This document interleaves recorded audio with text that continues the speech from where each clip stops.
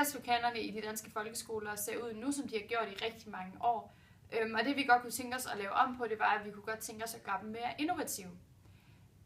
Vi mener, at de danske folkeskoler har de økonomiske ressourcer, der skal til, men at det handler om at bruge dem på anden vis. For eksempel så kan man diskutere, om det skaber mere og bedre læring for eleverne, at de har så meget elektronik inde i klasseværelserne, og om man måske ikke kunne bruge de penge et andet sted. I princippet så handler læring lige så meget om klassens indretning, ergonomi og indeklima, som det handler om måden undervisningen udføres på. Det er bevist, at dårlig indeklima skaber dårlig læring.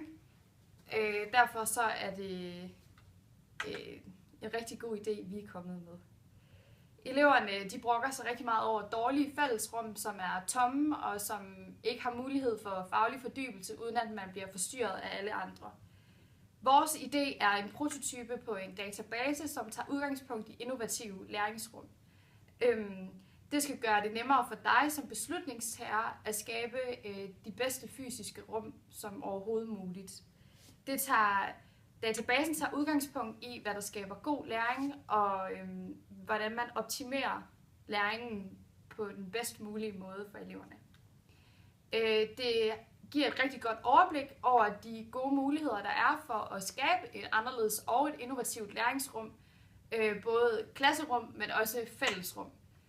Og det giver også et godt overblik over de omkostninger, der vil være ved det.